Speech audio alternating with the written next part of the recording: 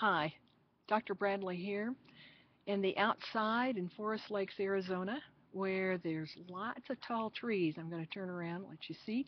A lot of people don't think Arizona has forest, but I'm fortunate to spend the summertime up in the high country, about 7,500 feet, in the cool area.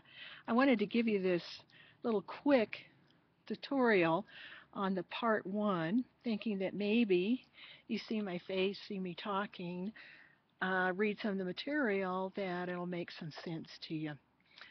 For the part one, the most important thing for you to do is find all the evidence.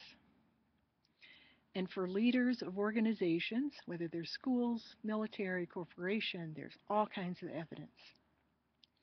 There's that, just like we talk about soft data and the hard data.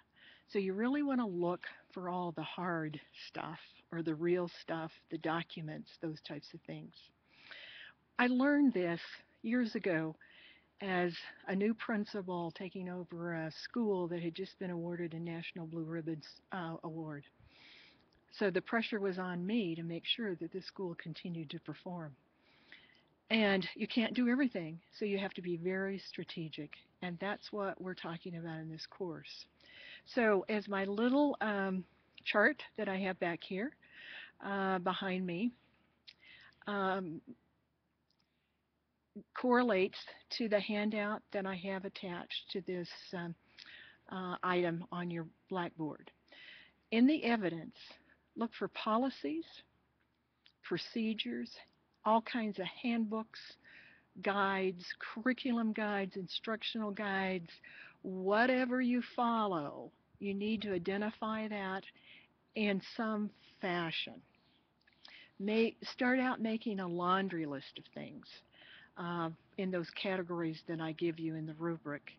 And I've also provided you with two examples of students who did some. I always adjust this template every year, but similar to what the expectation is for you. You have any questions about this? You call me, you email me.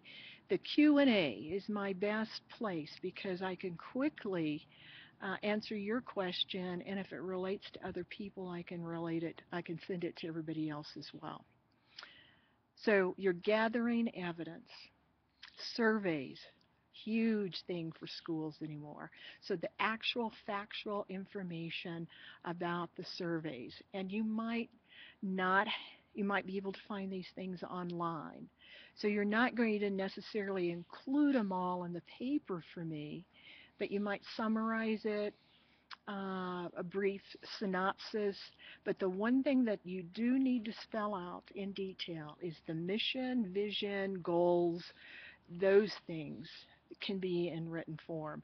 And then the two examples that I give you some information on that.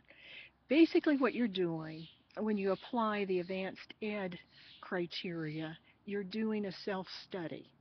And the next thing when we do part two, then you start analyzing, because what you have in black and white might not be what you're following. So that's something that we'll talk about at another time. The other thing about format, APA. I'm not real strict about it, but do the cover page, the running head, the margins, most of those types of things. You get the idea, and it'll show you in the example. Suggestions, I've just given you a bunch of suggestions. You need help, I'm here to help you. So I hope you enjoyed this little quick video from Forest Lakes, Arizona. I hope to bring you a few more. Talk to you later. Bye.